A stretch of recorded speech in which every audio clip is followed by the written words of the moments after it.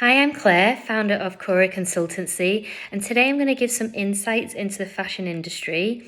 I myself have been a buyer for the last 20 years, and I feel pretty equipped to be able to give you the insights that will support your curiosity. So I've got 8 questions to go through, which I'm going to glance to the side because they're here, and then give you kind of my take on what I believe will help. So, the first question is, what is the biggest misconception about working in fashion retail? I think the biggest misconception is that it's purely creative.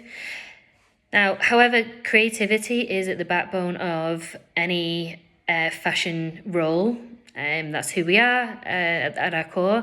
However, there are a couple of different things that definitely you will acquire and be surrounded by at all times whilst you're working in the industry. So those are things like strategy, being very good with analytics.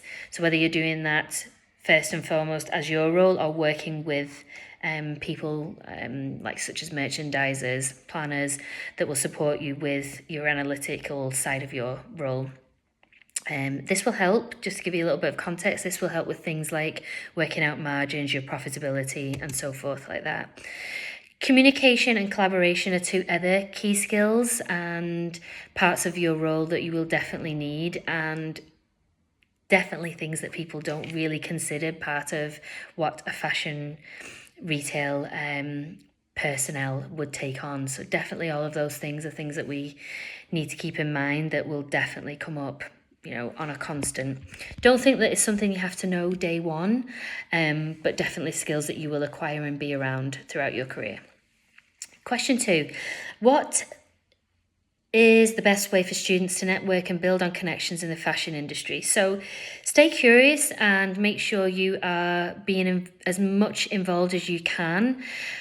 So what I mean by that is like knowing what events are on locally, in-person events, so pop-up stores, fashion events, emerging designers, all of these things that will definitely help you understand, okay, this is what the movement is, these are the topics, so forth.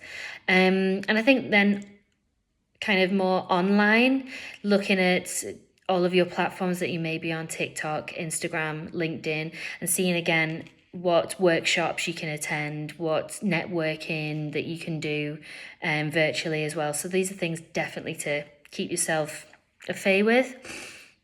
Third question, how can students use social media like LinkedIn, Instagram, etc. to showcase their passion and build personal brands? So a personal brand definitely is centered and can only be built from a foundation of knowing your consumer. So make sure you know exactly who your target audience is, age, gender, what the wallet spend is. There's so many different sections of who you need to know about and what you need to know about your consumer.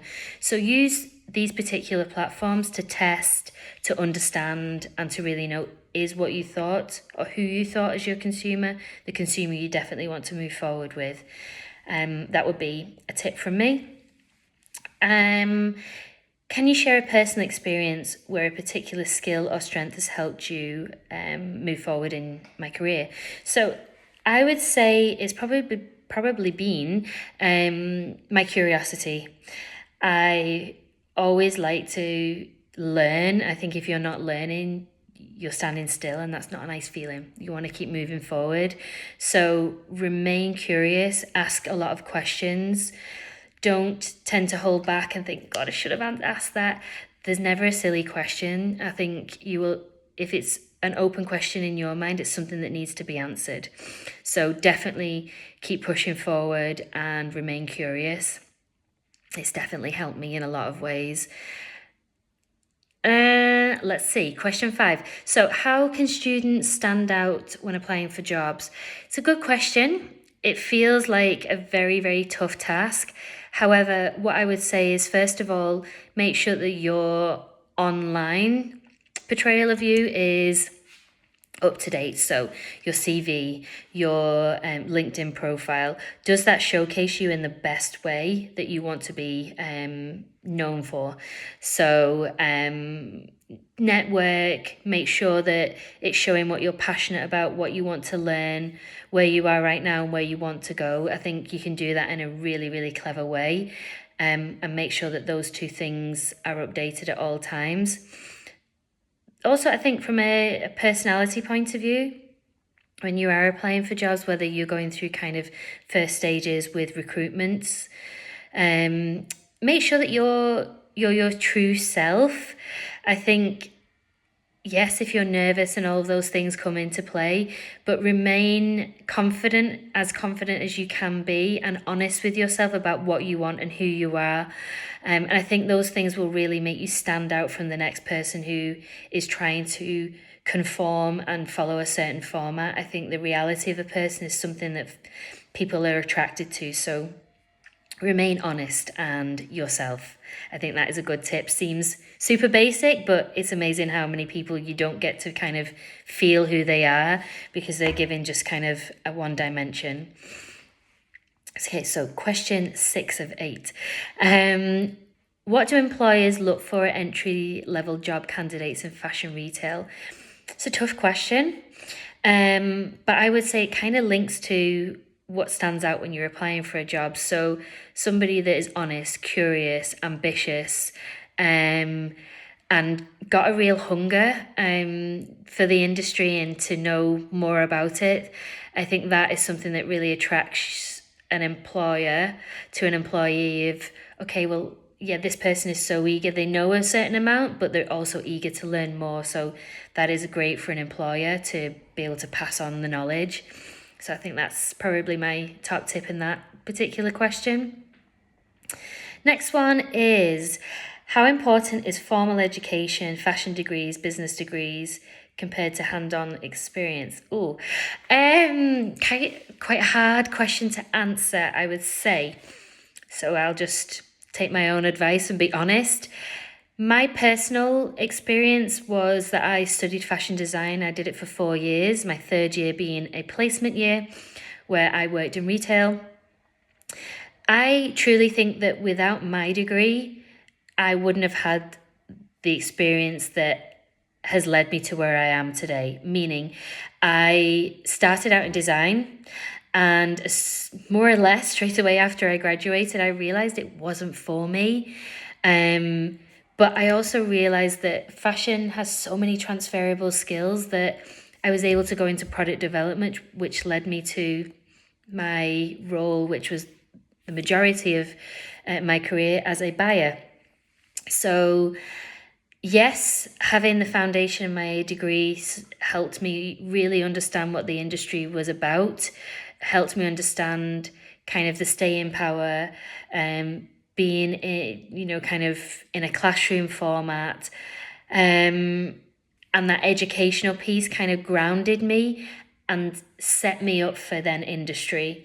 However, once you're in industry, it's a step change for sure, definitely, and there is nothing like having the hands-on experience. I think it's how you use it to your advantage. So if you take your learnings that you've had at university and adapt them and grow with them, then I think you really understand and you appreciate your degree. However, there are some people that have joined the industry after being in a different industry for X amount of time, and they're equally as equipped and have the skill set that's somebody in a degree would have had. So it's very individual, this question. For me, my degree helped, for sure, and I wouldn't change it. I loved my degree. I learned a lot. It was a learning curve for me, not only personally but professionally. So I think it's good, but I don't dismiss anybody that hasn't got a degree. I think you can equally have a successful career. So remember that. Last question is, if you were starting your career today, what is the one thing that you would do differently? I wouldn't. I honestly wouldn't. I've enjoyed it. There's been ups, there's been downs, there's been bits in the middle that have been but that is the enjoyment. Like, you have to really, really take on everything of your career. The one thing that I would do differently is be more confident. I think the self-belief will carry you further. stay curious, challenge in a respectful way, but challenge when something possibly doesn't make sense or you don't understand. Challenge that, and if you are around the right people, they will give you good, knowledgeable answers as to why you're doing a certain thing, or why you've been tasked to do a certain thing, or why the brand is doing a certain thing. They will give you that information. So I think I wish I'd have maybe been a bit more confident in asking questions. I often had it on the tip of my tongue and just didn't feel like I could have. And I think if I'd have asked certain questions, I'd have obviously got my answers quicker, and I'd have been able to move past it, where with the lack of confidence at the start of my career, I maybe stumbled a little bit. But it was a learning curve for me, and I certainly ask the questions now. So yeah, I think that would be the one thing. But overall, I wouldn't change anything, and I think that is the beauty of it. So that concludes all of the 8 answers. I really hope that I've given you some food for thought. I've cleared up some things, and enjoy your degree. Enjoy entering the world of fashion. It's fun, it's crazy, but it's definitely worth it.